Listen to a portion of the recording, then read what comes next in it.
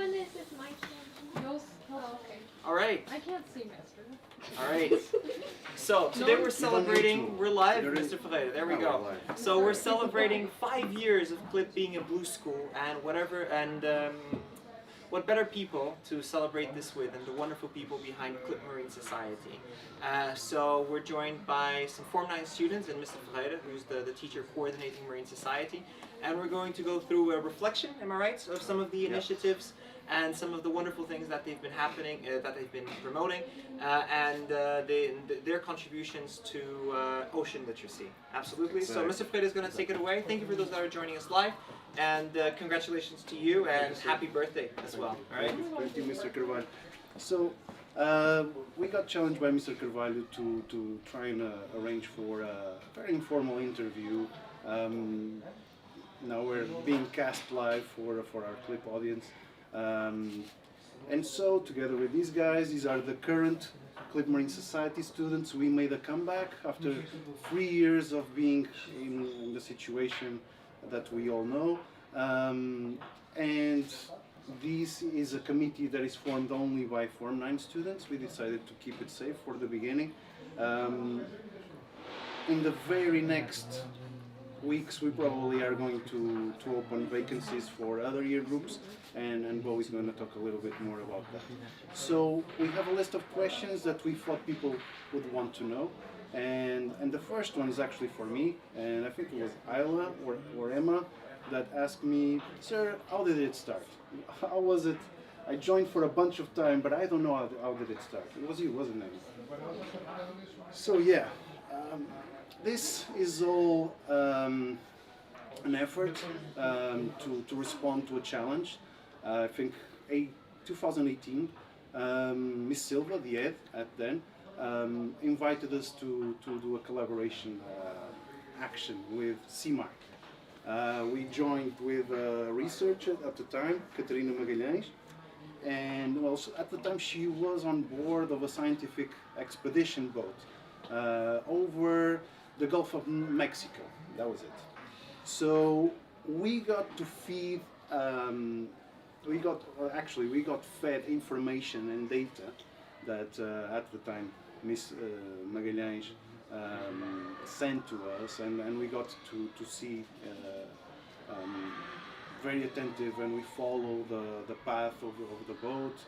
We actually made an attempt to a boat call, which was funny because the weather didn't allow it, and we got a real sensation of actually these researchers face every day. This is not an easy setting to work towards, and so it began. Would that satisfy your question, Emma? So, why did I join CLIP Marine Society? Well, I joined CLIP Marine Society in Form 6. At the time, and still now, I really want to help the ocean survive because they are a big part of my life and the life of my ancestors, because a lot of them lived in the Azores. So fishing was always a big thing. I enjoy also helping others, and obviously without the oceans we wouldn't survive. And another thing, I've always wanted to be part of something in the school and do something for the school. And so I found the Marine Society. I went to a meeting, found it was really fun, and I never left. Thanks for sharing that, Emma. I have to say that Emma is one of our reps.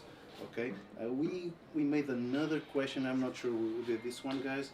So it was. I know it's for Anki. I don't know who come up with a question, and the question was, why is it that the ocean is so important, and why do we need to learn about it?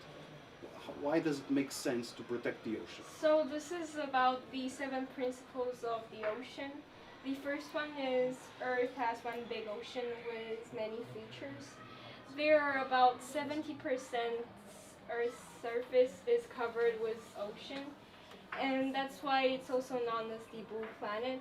Throughout the ocean, there is always an interconnection between the circulation system powered by wind, tide, Earth's rotation, and it's also important for water cycle. The second one is the ocean and its life and its life shapes the Earth's feature. Like there are many sedimentary rocks that came from the ocean and which molded and shaped the feature, like the morphology of the Earth. And the third one is the ocean is a major influence on weather and climate. The ocean can control and it can control the weather and climate for our Earth by observing the solar radiation from the sun. It also has heat exchange between ocean and atmosphere, which will lead to water cycle, and it will also control the carbon cycle. It also observes half of the carbon dioxide from the atmosphere, and there are half of the plant in the world that make photosynthesis under the water. The fourth one is ocean makes Earth habitable. The ocean is the base of life. There are millions of species that evolves from the ocean, like our ancestors. And the ocean also provide the oxygen and food nutrients that we need. The fifth one is the ocean supports a great diversity of life and ecosystems. There are many species living under the water, no matter how big it is. The whale and the microbees. Like, although microbees are really tiny, but they actually can produce like large amount of oxygen for the plant and species under the water. Excellent, thank you. You've done so much knowledge in such a short period of time. Okay, thanks for sharing that. Obviously, these are ideas that need to be revisited and re-explored, and they're a very important part of the Ocean Literacy Program. Okay, so another question that we thought it would make sense, and we directed it to Miguel.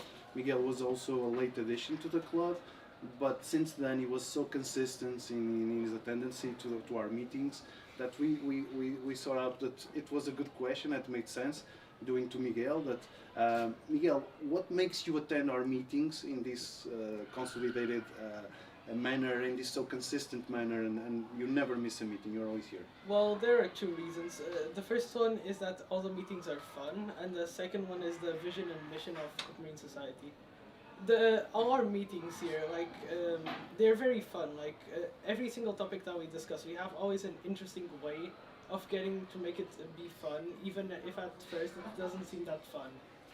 And we always have like a twist. Every single session that we had, there was something different happening that made the session like memorable and fun. The second one, and in my opinion the most important one, is the vision and mission of Marine Society. A reason for joining Marine Society for me would be raising awareness for the oceans and the problems of the oceans, and also trying to find the solution for these problems. And I hope by joining Marine Society, I'm making a difference for the oceans. Thanks, Miguel. That's very enlightening. We have the next question is for Bernadette, and well, I think it's a question that makes all the sense in the world. Like, people really want to know what we do, what do we exactly do. So maybe Bernadette, you can talk a little bit of what you've been doing in the last meetings. Okay, so recently we've been discussing on making a video with 7 different languages with the different principles of life.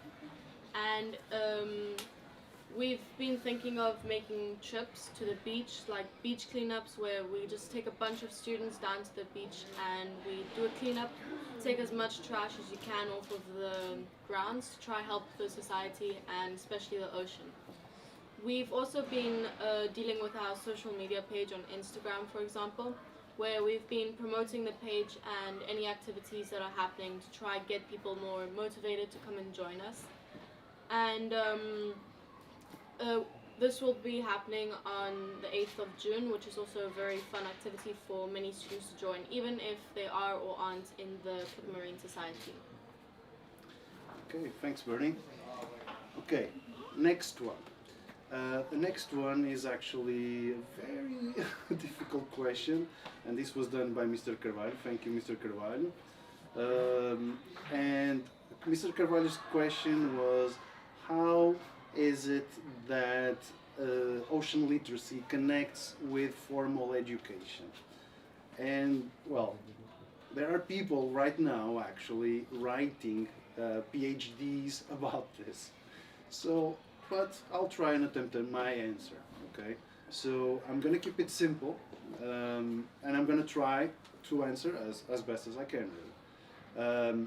First off, it's important for us to understand what is the meaning of ocean literacy, okay? And ocean literacy is simply understanding the impact that the ocean has on mankind activity.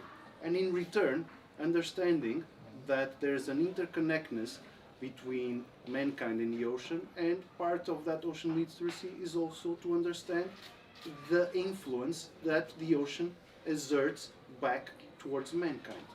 Okay? As Anki was saying in the beginning, the ocean is a vast source of resources. We can talk and we can discuss food resources, we can discuss energy resources, we can discuss pharmaceutical resources. There's an array of different resources that can be extracted from the ocean, and so it becomes a very important part of mankind, and in any section, either business, science, to name some. Okay? So, I believe that the role of ocean literacy is to promote that understanding, but also to develop a more creative way of doubting our students, our youth, with initiative, and this is what we try to do in Clip Marine Society, with actions that have in mind the future, and hopefully, as this is our role in our society, is in the future, we also promote the facilitating of thoughtful, informed, and responsible decision making. And this is what we want for the next generation. And humbly, that's what I think that we're trying to foster here. Okay? How does this connect to formal education? Well, if, for instance, if you think about the CLIP vision and mission, all of that is interconnected. Interdependency, critical thinking, environmental awareness, just to name a few. Okay? I'm not going to be long now. I'm going to pass the ball to Isla Newlands. Sorry, Isla. And the question is, what is your best memory of the Clip Marine Society? Well, I think there's been a lot of fun memories, but my favorite was before Easter. We had a meeting and we were supposed to have a serious one, but we ended up just joking around the whole time. And Mr. brought cool gifts for us.